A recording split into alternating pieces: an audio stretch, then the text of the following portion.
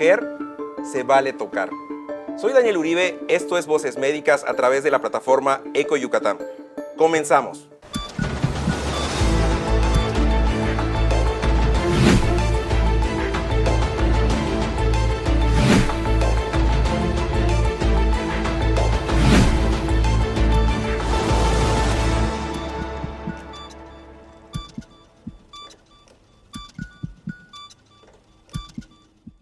Bienvenidos a un capítulo más de Voces Médicas. El día de hoy tenemos la presencia de la doctora Flor Tanoira Díaz. Doctora, bienvenida a su casa Eco Yucatán. El día de hoy vamos a hablar de un tema muy trascendente, muy importante para la mujer, que es el tema del cáncer de mama. Y pues quisiéramos, antes que nada, pues darle la bienvenida, doctora. ¿Cómo se siente el día de hoy? Muy agradecida por tu invitación, gracias.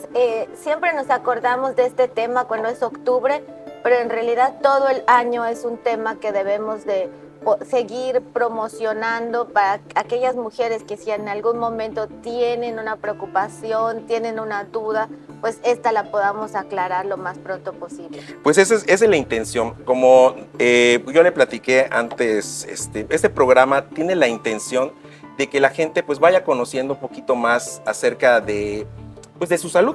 Y antes de que pase, o sea, como ser la parte de la prevención. Entonces, pues doctora, me gustaría iniciar primero con este tema del cáncer de mama.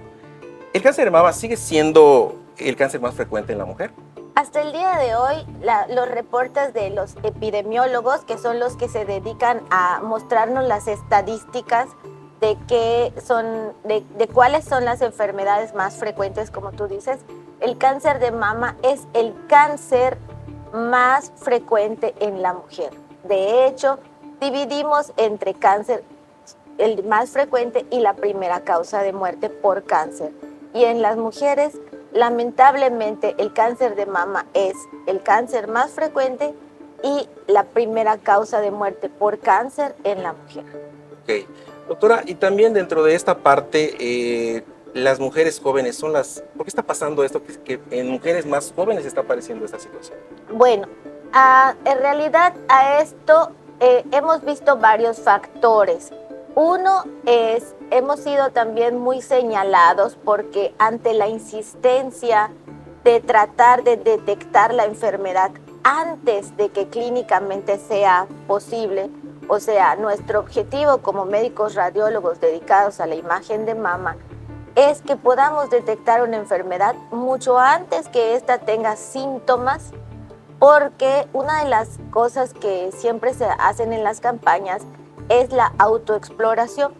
Pero como radiólogos tenemos que decirte que muchas veces cuando la paciente siente un tumor, generalmente este mide más de 2.5 centímetros. Esto significa que puede ser un tumor localmente avanzado. En contraste, nosotros como médicos radiólogos buscamos aquellos tumores que son tan pequeños o a veces no son ni siquiera tumores. Son microcalcificaciones, son datos que solo podemos ver a través de los estudios de imagen, que en un momento dado es la primera etapa de la enfermedad con el fin de que esta paciente reciba un tratamiento curativo. Entonces, sí es cierto que tenemos pacientes con un poco más jóvenes porque los repuntes, o sea, los pacientes más frecuentes se presentaban entre los 50, 60 años. Y hoy día sí tenemos algunos pacientes de 30, ¿verdad? 40 años, incluso más jóvenes. Pero esto se ha visto también que tiene aparte de que los detectamos más temprano, los casos los detectamos más temprano, también tenemos muchos cambios en lo que viene siendo la genética, esta evolución genética que vamos teniendo la humanidad conforme vamos conociendo, porque pues esto, yo te estoy hablando que en el año 2000 México es cuando despierta como nación y dice, oye, tenemos que ver el cáncer de mama, porque previo a esto México estaba muy ocupado en la detección del cáncer cérvico-uterino, que era la principal causa, pero a partir del año 2000 comienza toda esta campaña para la detección oportuna del cáncer de mama y pues nuestra tarea era recibir pacientes que estaban en etapas clínicas avanzadas. Hoy día tenemos pacientes, la verdad, con etapas clínicas tempranas.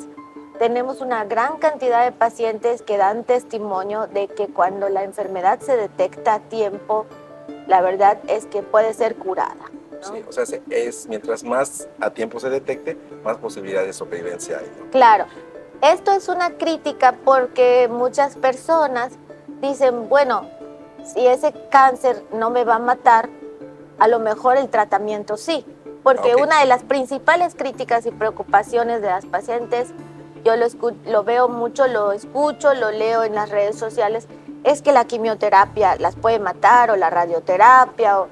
Sin embargo, esto no es real, ¿no? Sí, todos estos medicamentos, como tú bien conoces, como los pacientes que han padecido cáncer, dan testimonio de que son tratamientos que tienen efectos secundarios, pero lo que se busca siempre es dar un tratamiento curativo. Curativo, sí.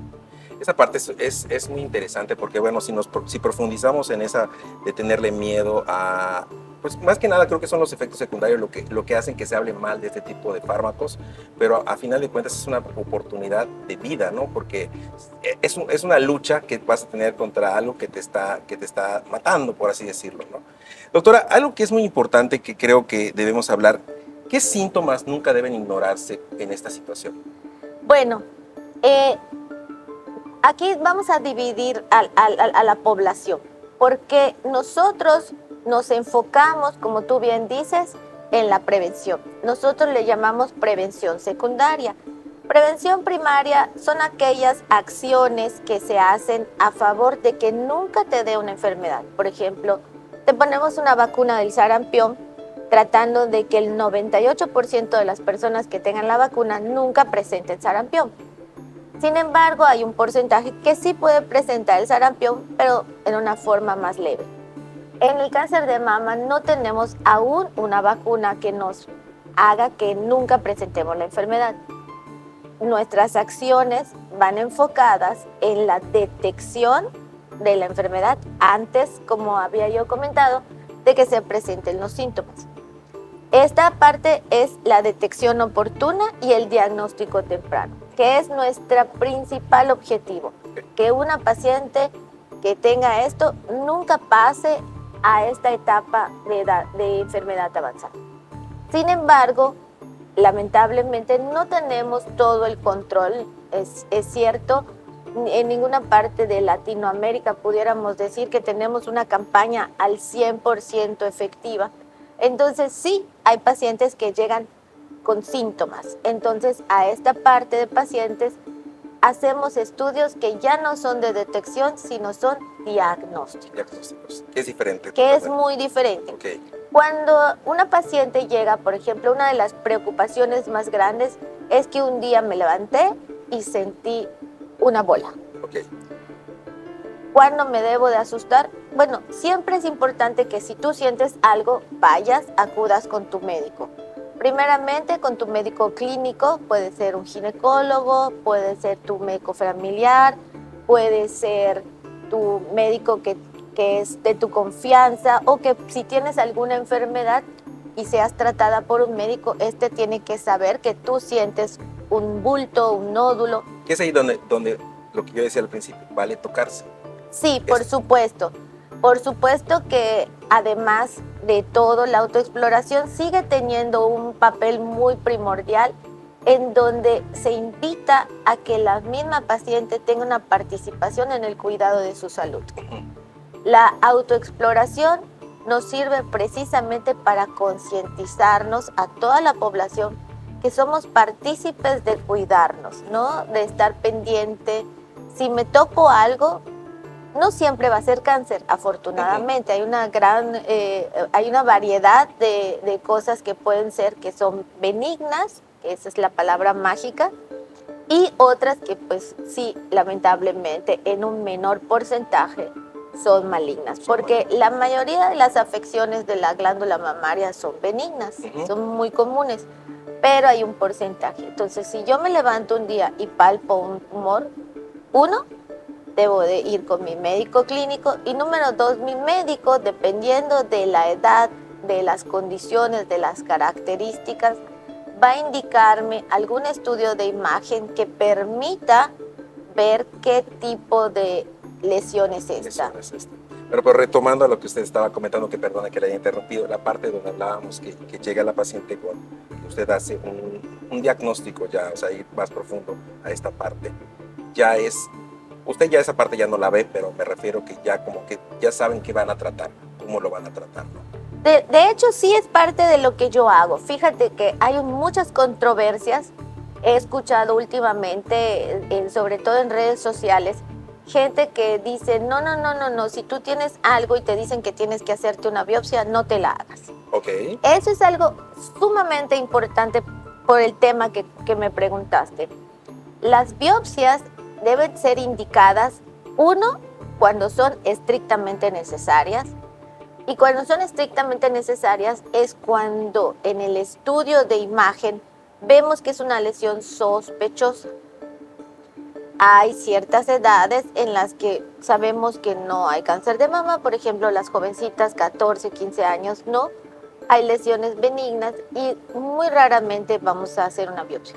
Pero en una paciente cuyas características en la imagen son sospechosas, porque ojo, nunca decimos en la imagen que algo es maligno, precisamente porque la biopsia es la evidencia de que es malignidad, pero esa biopsia la tomamos principalmente con una aguja de corte que nos permite extraer fragmentos del tumor que van a ser analizados por un patólogo, ya que en el cáncer de mama es algo que nos enseñó a trabajar en equipo, es multidisciplinario. Aquí participo yo como radióloga especialista en cáncer de mama, participa el patólogo, que la verdad son parte esencial para un buen diagnóstico, y los clínicos, ¿no? El clínico que recibe a la paciente, que conoce a la paciente, su ginecólogo, que siempre ha llevado su control, su médico familiar. Yo que pues mi tarea es ser los ojos internos y el patólogo que nos da la evidencia. En esta biopsia, el patólogo no solo ve el desorden, el cambio de las estructuras de las células, sino hacemos algo que es sumamente importante, que se llama inmunohistoquímica. Es un nombre bastante difícil, pero que nos permite ver si ese tumor tiene peculiaridades. Por ejemplo, el tumor puede clasificarse en aquellos tumores que tienen receptores de hormonas femeninas, que son el estrógeno y la progesterona, y que tenga o que no tenga un gen que se llama HER2/neu. Y esto es muy importante porque de eso el oncólogo, cuando lo recibe, va a clasificar a la paciente y va a decidir, esta paciente conviene primero darle quimioterapia y después le vamos a dar tratamiento quirúrgico. O no, conviene operarla y luego, esto está normado por las guías internacionales, y con la caracterización del tumor, con que le pongamos nombre y apellido, le van a dar un tratamiento personalizado. Por eso muchas pacientes dicen, oye, yo tengo cáncer de mama, pero a mí no me dieron esto, a mí me dieron lo otro. Es porque actualmente los tratamientos son personalizados. Pero con base a todo lo que acabamos de... Precisamente porque caracterizamos absolutamente todo, desde la edad de la paciente, la condición que la paciente tenga. No es lo mismo darle una medicina a una paciente de 78 años a una paciente de 40. Y a lo mejor también puede presentar comorbilidades, otras enfermedades, ¿no? Exactamente, ¿no? Si la paciente ya tiene, por ejemplo, un tratamiento para su diabetes, tenemos que cuidar ciertas cosas. Si la paciente es cardiópata, hay ciertos medicamentos que nunca se le van a dar porque pueden cambiar, ¿verdad?, la estabilidad de la cardiopatía. Pues eso es muy importante, esta parte que estamos viendo ahorita con la doctora, porque bueno, a final de cuentas, no hay que satanizar los tratamientos y además hay que darse cuenta, como dice la doctora, si mi vecina está con la misma situación que yo, pero tiene otro tratamiento, es porque estos tratamientos son personalizados. Bueno, doctora, vamos a ir ahora a la parte, creo que es muy importante para usted. ¿Cuándo debo hacerme la primera mastografía? Fíjate que, mira, esto es algo que siempre repetimos, pero no siempre queda claro. Como yo decía, hay un grupo de pacientes que son asintomáticas. Esas pacientes, aunque piensen que no deben hacerse, cuando una paciente cumple 40 años, es importante iniciar con su detección oportuna, ¿no? Programarse, así como nos programamos las mujeres para que nos pinten el pelo, así que programamos un día con las amigas, con quien quieras que te acompañe a tu mastografía. La mastografía es, hasta el día de hoy, a nivel mundial, el mejor método para la detección. Tiene muy alta sensibilidad, que significa que ve muchas cosas, muy alta especificidad, que significa que lo que ve sí corresponde a lo que sospechamos, y que además nos permite ver una imagen completa de toda la mama. La mastografía sirve para muchas cosas, pero en este punto es el estudio de detección. Número 2.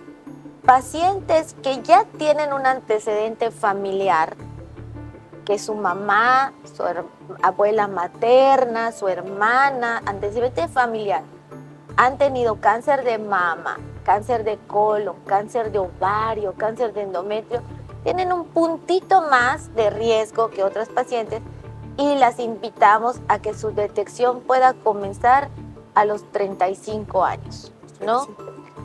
Y hay otra población muy interesante y esto quiero, ojalá que les llegue, los pacientes, las mujeres trans. Las mujeres trans que han recibido tratamiento hormonal de transición por más de 5 años deben iniciar también su detección oportuna a partir de los 40. Pero si esta mujer trans además tiene antecedentes familiares de cáncer de mama, de cáncer de ovario, de cáncer de colon o de próstata en su familia, podemos iniciar, como dicen las guías internacionales, desde los 25 o 30 años, porque por el tratamiento de transición se aumenta el riesgo de padecer cáncer de mama. Esto es muy interesante. Y luego viene la parte de las pacientes que son sintomáticas, la paciente que llega porque se palpa un nódulo, la paciente que llega porque tiene mucho dolor, la paciente que llega porque tiene un sangrado por el pezón, la paciente que llega porque tiene un hundimiento del pezón. Esas ya son pacientes diagnósticas a las que, dependiendo de la edad, vamos a iniciar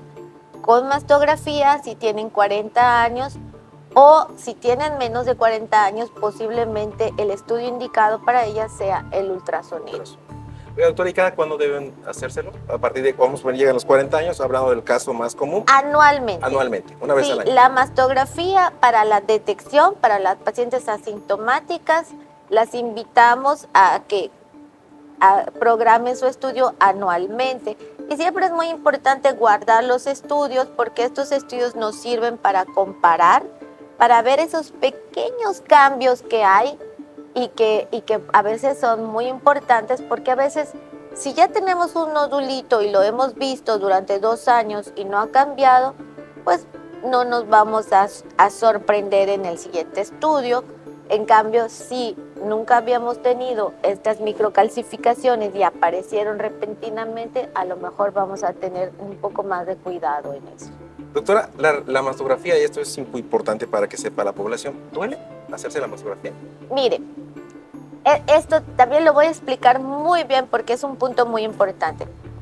La principal causa por las que muchas mujeres no acuden a hacerse sus mastografías son, 1, el dolor, que todos dicen, no, es que me van a aplastar, es que la compresión tiene un valor importante. En primera, hace que disminuya el grosor de la mama, por lo tanto yo voy a necesitar menos radiación para tener la impresión de la imagen. Número 2, evita que se mueva. La mama es un cono y puede moverse, y el que se mueve no sale en la foto. Nosotros necesitamos que esté muy precisa esa foto. Y número 3, también nos permite tener un plano en 2D de el único órgano anatómico que es 3D. Ok, sí. Entonces, como nuestras placas son 2D, tenemos que hacer 2 proyecciones. Una que va de la cabeza a los pies, que por eso se llama cráneo caudal, y la otra oblicua medio lateral. Si encontramos algo, no se asusten, vamos a hacer todas las proyecciones que sean necesarias hasta que podamos demostrar el diagnóstico. ¿La radiación acá tiene algún peligro para la paciente? Sí, en realidad cuando leemos los factores de riesgo y dice radiación, nos referimos a radiaciones que son terapéuticas como la radioterapia. Ciertamente hay artículos internacionales que se han dedicado a buscar esto, sin embargo, la radiación es acumulativa. ¿Qué quiero decir? Nosotros tenemos protocolos de seguridad muy importantes en donde medimos la radiación que emite el mastógrafo. El mastógrafo tiene que estar medida en su radiación. Y el mastógrafo es uno de los aparatos de rayos X que emite menor cantidad de radiación. Número 2, es una vez al año, así que esa radiación que se absorbe, que es muy poquita, en realidad equivale a la radiación que una persona adquiere cuando viaja de Yucatán a, por ejemplo, la Ciudad de México. Porque cuando viajamos también nos radiamos, la radiación está presente en nuestra vida. Entonces, sí, la radiación es un factor de riesgo siempre y cuando no estemos expuestos o sobreexpuestos a ella, ¿no? Sí. Además, lo importante es que solo es una vez al año, ¿no? Es una vez al año. Hay que quitar esa preocupación a las señoras y podría ser, para finalizar esta parte, sí puede causar un dolor en la parte de pero es mínimo y aparte no es nada comparado con lo que vas a obtener acá. Hay un mejor beneficio. Exacto. ¿Qué les decimos a las pacientes que son muy sensibles? La primera es siempre estamos tratando de que esto, ahora como hablamos, sea una experiencia, ¿no? Llegan y tratamos de que el ambiente sea muy relajado, que las técnicas tengan esta explicación de cada cosa que va a hacer, que esté bonito y además si la paciente nos dice, oye, ¿sabes qué? Yo verdaderamente tengo mucho dolor, soy muy sensible, siempre le recomendamos que o nosotros o su médico tratante les dé un antiinflamatorio, algo que les quite el dolor, sobre todo unos 3-4 días antes, y ellas llegan ya con esta premedicación que va a ayudar a que sea menos sensible. Sí. No lo podemos quitar al 100%, la verdad es que sí, también es la parte del contacto físico. Mucha gente no le gusta que la toquen, lo respetamos, pero la técnica tiene que tocar a la mama, tiene que colocar a la paciente porque el incluir la mayor cantidad de tejido mamario nos permite o nos garantiza un buen estudio. Sí, y un mejor resultado, ¿no? Doctora, vamos a empezar a cerrar la entrevista y ahora quiero hablarle de algunos mitos que hay alrededor de esto y pues son preguntas que nos hizo el público respecto a por qué a veces lo del cáncer de mama, ¿no? Entonces, principalmente, si el uso de desodorante puede provocar cáncer de mama. No. El desodorante lo que hace es actuar para que las glándulas sudoríparas no trabajen. Y entonces utiliza fórmulas de metales como el aluminio, como el magnesio, como el zinc, que es el que está en el talco, para evitar que esta glándula, el sudor, ¿verdad? Y también para evitar que se produzcan bacterias para que no huela. Sí, pero realmente se queda en la piel, no se absorbe, sí, ¿no? No se absorbe. Y no hay riesgo de esa parte. Sí hay, por ejemplo, algunos desodorantes en crema que se meten dentro del poro y entonces nosotros tenemos mucho cuidado y esto es parte importante de lo que le decimos cuando van a hacerse su mastografía, que no tengan talco ni desodorante, porque esto se ve en la imagen de la mastografía como microcalcificaciones y nos puede Le confundir. puede confundirse, exacto. Entonces, también no lo tocamos, pero me parece muy importante que el ultrasonido es la herramienta que tenemos a la mano, pero que tiene que ser hecha por un médico radiólogo especialista en imagen de la mama, ¿eh?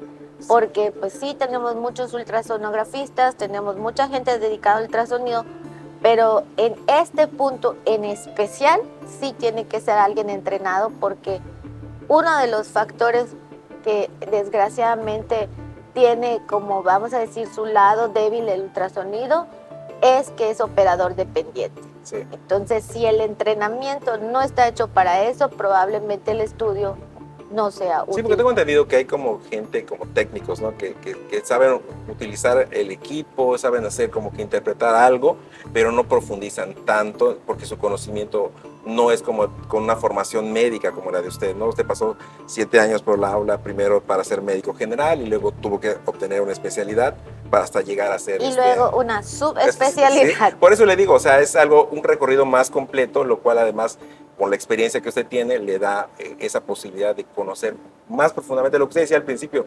Hay cosas que aparentemente no se ven, pero ustedes profundizan en eso, ¿no? Por la experiencia. Sí, era algo que, perdón, se me había olvidado decirte, pero me parece muy importante, porque luego también tenemos estos comentarios de que, oye, a mí me hicieron mi estudio y no lo vieron. Claro, sí. Es muy común esto, ¿no? Y entonces, y echarle la culpa a que el estudio no lo hicieron, pero no fueron con la persona correcta. Y con el diagnóstico correcto, ¿no? O sea, además la herramienta. Acá hablamos del mastógrafo, que es totalmente diferente de lo que hace un ultrasonido, ¿no? Sí. Que no es a lo mejor tan profundo para lo que están buscando.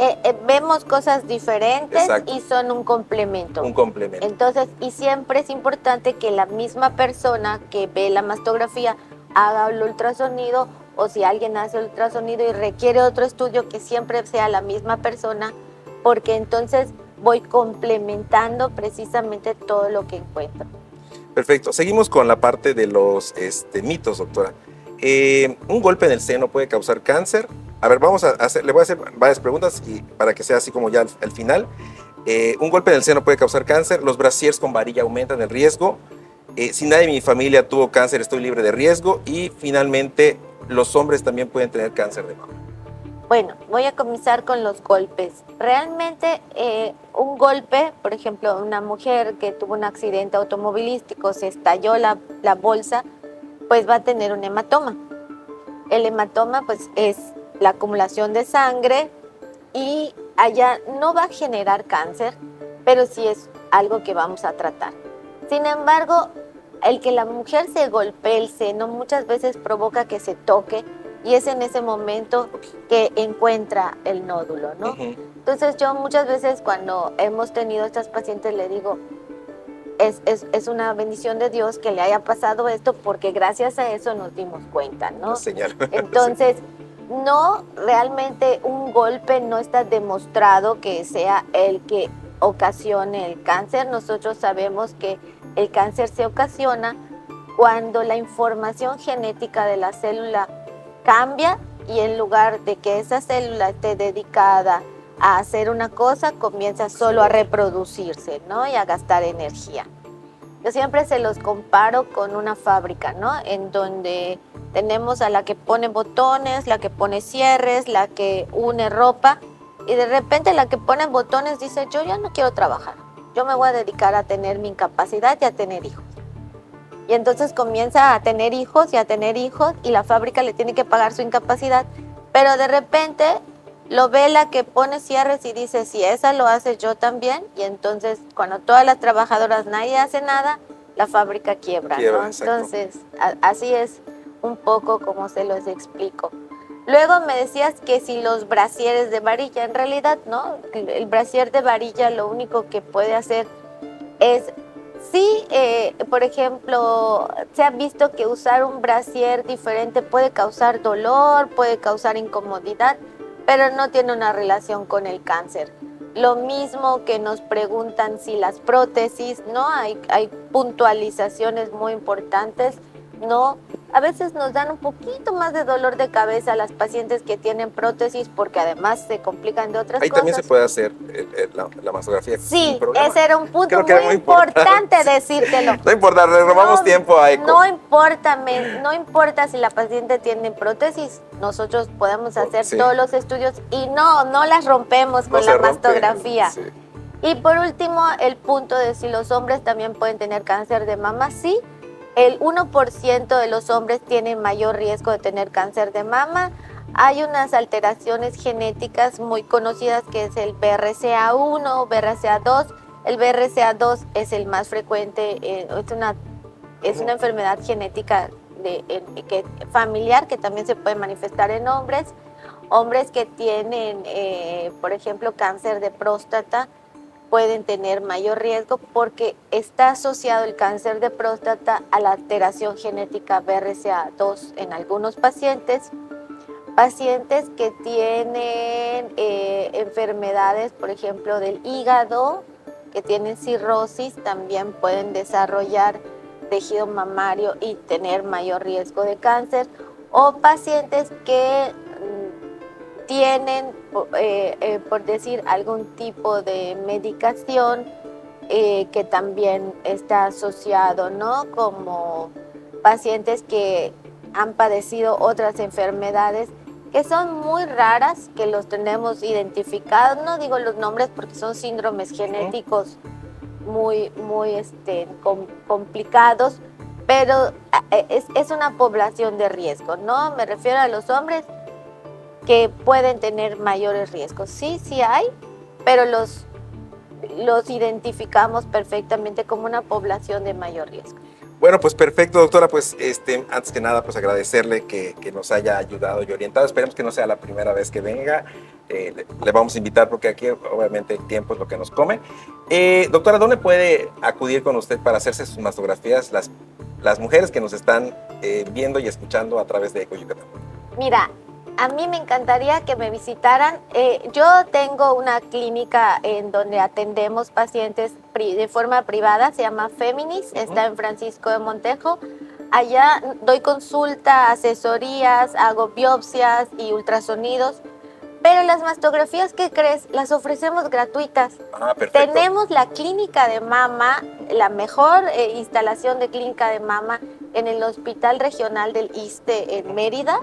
Y tenemos una campaña permanente para pacientes derechohabientes y no derechohabientes también. Eso es muy importante. La mastografía es gratuita para no derechohabientes, solo tienen que acudir con una copia de su INE, hacer su cita, porque sí es con cita, porque hay una preparación que les hicimos, y en ese caso van, les hacemos su mastografía y en unos 4 días les entregamos su resultado, ¿no? Sin costo totalmente. Sin costo totalmente. Y esto también es importante para la población de las mujeres trans, porque tenemos este programa abierto, somos un equipo muy respetuoso, ¿verdad? Que nuestra preocupación es realmente atender a todas las mujeres. Perfecto. Pues muy bien, doctora, pues muchísimas gracias por acompañarnos en este espacio. Hoy quiero agradecerle a usted, público, por habernos escuchado una vez más aquí en Voces Médicas. No sin antes también agradecerle a Emérita Farmacias por su patrocinio y recordarles que tiene los precios más bajos en la ciudad de Mérida y en Progreso. En Voces Médicas, recuerden ustedes que son los expertos los que hablan. Esto fue una producción de ECO Yucatán. Muchísimas gracias. Nos vemos en un siguiente capítulo.